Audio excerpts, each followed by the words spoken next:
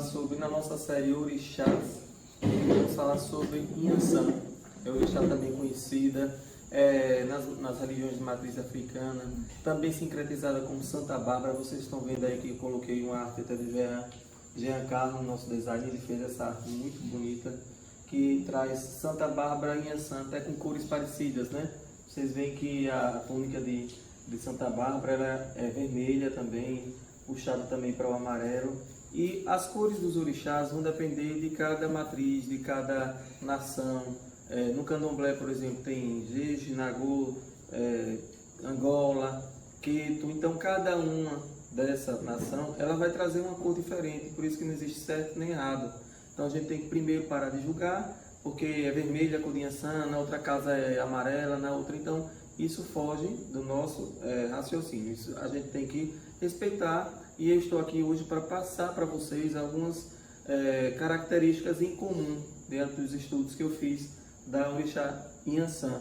É uma Iabá, né? Iabá são os orixás femininas, essa força aí. Nós temos 6, Oxum, Inhaçã, Obá, Euá, Iemanjá e Nanã, são 6. E hoje, dia 4 de dezembro, é o dia de Inhaçã, vamos homenagear essa orixá guerreira, né? Lembrando sempre, eu gosto de falar, quem está assistindo pela primeira vez, que quem são os orixás? São ancestrais divinizados africanos que correspondem a pontos de força dos 4 elementos. Vocês vão verificar que os orixás estão dentro dos elementos da água, da terra, do fogo, do ar. Inhaçã mesmo é um orixá do ar, do vento, dos tufões, tempestades, mas traz também a força do fogo.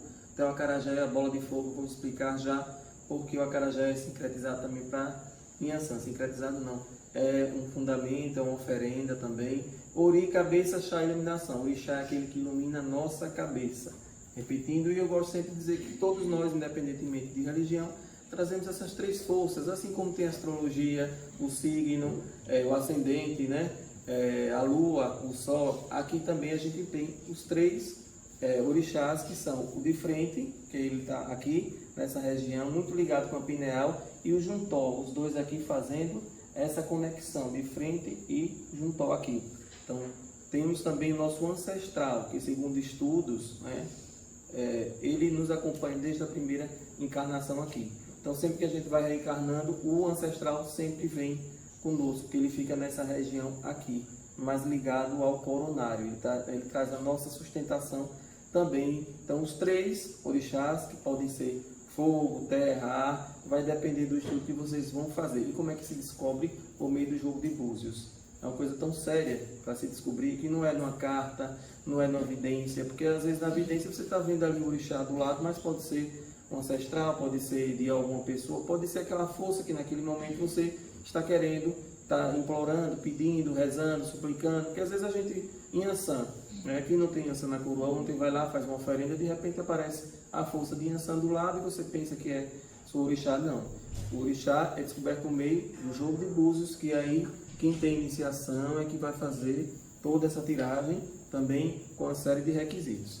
Nós temos também uma forte ligação de Inhaçã com alguns elementos, como o raio, né? Rainha dos raios, mãe do céu rosado, mãe do entardecer, senhora dos ventos, rainha das tempestades, rainha dos eguns. O que são eguns? São espíritos. Quando a gente tem uma situação de um espírito que está atormentando, né? A gente pode chamar Inhaçã, fazer saudação, Eparri Inhaçã, livra daqui, e ela vem com os ventos e leva para o mundo dos mortos, que você vai já saber por que essa ligação de Inhaçã com o mundo dos mortos. Ela é também rainha do rio Níger, que fica lá na África. Vocês estão vendo aí, eu trouxe uma foto. Esse rio aí, ele é reverenciado para Inhaçã. Eles cultuam, é muito forte essa energia dela na África também. E ela traz geralmente em suas imagens e no arquétipo esse instrumento chamado Ruquerê ou Eruexim, que é um instrumento litúrgico. Vocês observam aí que parece uma crina de cavalo, né? Que segundo os mitos, né, foi Oxóssi que deu, outro orixá que deu também, porque existem muitos mitos para que a gente possa entender o signo linguístico do orixá, né? Porque a gente tem que ter muito cuidado também com a mitologia, com as lendas, para não achar que o orixá são seres humanos, né? Que Ogum cortou Inhaçã em 7 pedaços, que ela foi fazer oferenda e pariu 9 filhos. Isso daí sempre ligado ao número 9 é para a gente entender que Yansan traz o número 9, para a gente ter um signo linguístico e não ficar sempre decorando as coisas, né? Então as lendas vêm para nos auxiliar e é bem interessante também desse ponto de vista aí. E a finalidade é afastar os espíritos para o seu espaço sagrado, né? E eliminar as diversidades da comunidade. Geralmente leva os espíritos para o espaço sagrado dela, que é rainha dos eguns, ela leva lá para o mundo dos mortos de volta. Então, de vez em quando escapam uns 3 ou 4, né, uns 1000, aí vem Yansan e leva de volta. Então, tem aqueles que ficam só escapando, né? E ela leva de volta. Então, a gente, ser humano, tem que ficar sempre também na sustentação, porque é a nossa mente que chama, né? De repente, foi alguém em vida passada, foi inimigo, e aí você já vem, tem um sonho, volta, e ele escapa de lá e depois chama Yansan para levar de volta, né? Ou o mentor, ou quem for. Mas Yansan, ela tem, como o Molu também, que eu já falei aqui do Orixá Molu, é só colocar no canal aí do YouTube, tem Orixá Molu, e vocês vão verificar que eles dois dominam esse mundo dos mortos aí. Tem orixás que tem outra natureza, mas eles dois geralmente estão mais ligados. Então, quando a gente tem alguma coisa relacionada a essa parte aí de espíritos, obsessores, a gente pode chamar essa força de Yansan. E ela limpa, inclusive, nossa casa, coloca aí, mentalize, visualize o vento passando, levando, e você faz a sua limpeza na força de Yansan. Todos nós somos capazes de puxar uma limpeza. É só mentalizar, ela varrendo, ela limpando esse instrumento sagrado. Ela geralmente vem na mão, né? E ela traz muito também essa coisa da guerreira, né? Ela também, às vezes, na mão ela tem uma alfanje, que é aquela espadinha, né? Que vai levando para a guerra. E muitas vezes também ela aparece como um búfalo. Às vezes você pode visualizar na sua vidência um búfalo, ali também a força de Yansan. Existe também outra lenda, né? Que Ogum chegou na floresta e tinha um búfalo. E aí depois ele vai descobrir que aquele búfalo era Yansan, era a forma dela se apresentar também. E aí vocês pesquisem, né, essas lendas, mas com muito cuidado. Força de magia que afasta males, influências negativas, seu poder vibratório anula cargas, demandas e feitiços de qualquer natureza. Então, uma das coisas que a gente fortalece nosso ser na força de Yansan é o acarajé, que é uma bola de fogo. Você pode chegar dia de quarta-feira, que é dia de Yansan, comer o acarajé, mentalizar aquela limpeza no seu corpo, né? Que é feito com dendê, que é feito com instrumentos, elementos também de Yansan, e fazer a sua limpeza. Tudo é a nossa mente. Se você comer aquele acarajé, dizendo que vai fazer bem, que vai limpar. Se você come dizendo que vai engordar, você vai engordar, né? Então tudo depende da sua força mental. E Yansan, ela traz muito essa força. Você veja que imagem bonita essa aqui. Ela relaciona-se também com todos os elementos da natureza. É um orixá também muito poderosa. E com as matas, existem algumas lendas também que ela guerreia muito com Oxóssi. Oxóssi também é um orixá que em breve vocês vão ter aqui a explicação. Domina os ventos, ela transforma o vento em tempestade. Algumas músicas de Maria Bethânia, né? Quem mais assim fala da Yansan, também aquela outra, Clara Nunes falava muito, né? Rainha dos Orixás. Então são músicas que nós temos na MPB que narra as histórias, as lendas, né? Yansan, cadê Ogum? Foi para o mar. E você vai entendendo um pouco dessas lendas, é muito interessante. Quem quer aprender pela música, pela MPB também, coloca Rita Ribeiro também regravou, Mariana Castro também tem músicas relacionadas a Yansan. E você vai aprendendo as histórias, as saudações, como é que chama. Ela transforma então vento em tempestade, por isso que a gente quando vê aqui os raios, então a gente associa muito a Yansan. Até alguém falou que ontem teve muitos raios em determinado local, isso deve ser a força mesmo. Então ciclone, furacão, tufão, tudo isso é relacionado a ela e faz a limpeza. Vocês percebem que todo mundo tem medo, né? E o medo às vezes é uma limpeza mesmo, se tranca e deixa a coisa pegar fogo mesmo lá, e ela limpa e depois vem a paz, vem a bonança, né? E ela também equilibra e transforma o oxigênio para nós e para o que precisamos também, e todos os seres do planeta. Ela é muito poderosa. Existem algumas modalidades, as pessoas têm muita curiosidade de saber quais são os tipos de Yansan. Isso daí é mais voltado para quem vai fazer iniciação, mas enfim, eu trouxe algumas aqui: Onira, Bagan, Carai, Gunitá, Balé. Yansan de Balé é uma que veste branco, eu trouxe até uma foto dela aqui. Porque ela veste branco? Ela é um orixá funfun. O orixá funfun são os orixás que vestem branco. Oxalá, Oxóssi, Inlé. O Inlê, ele veste branco. Então, dentro daquele grupo de orixás, são 16, né? aqui no Brasil são mais de 500 na África, mas aqui no Brasil nós brasileiros aqui sincretizamos e associamos 16. Então dentro de cada orixá tem as modalidades. E os funfuns são os que vestem branco, como eu falei, tem uns orixás, Oxalá que veste branco, dentro de cada um Oxóssi que veste branco, e dentro da Inhaçã chama Inhaçã Balé ou Inhaçã de Balé.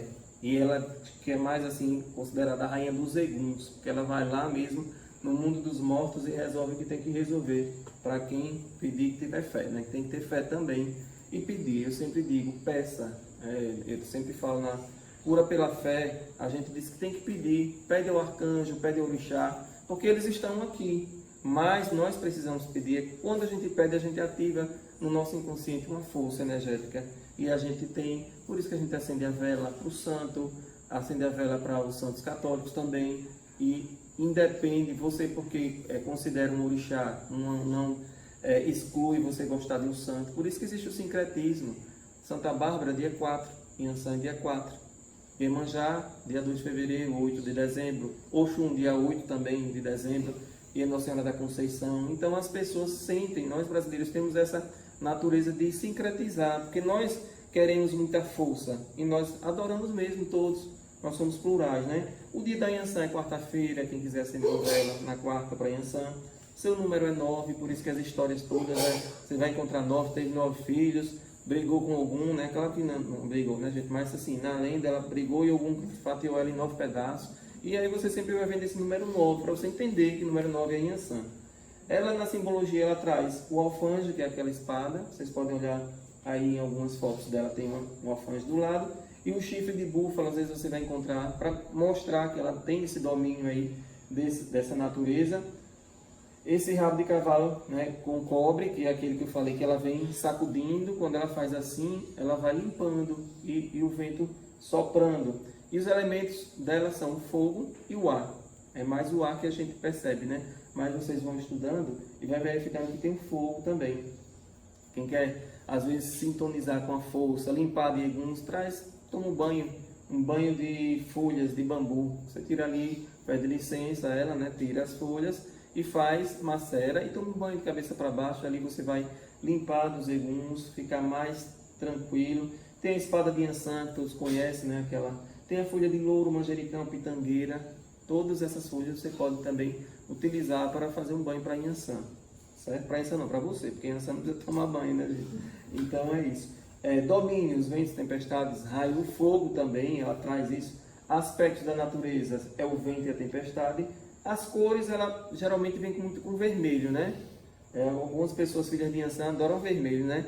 E aí traz essa força mesmo. Mas também tem o branco, tem o amarelo, vai depender daquela casa que você frequenta, de Umbanda ou de outra matriz africana, ou casas espirituais que também seguem essas linhas dos orixás, porque os orixás são forças da natureza, sempre digo isso. Os metais é o cobre, que representa bem Inhaçã.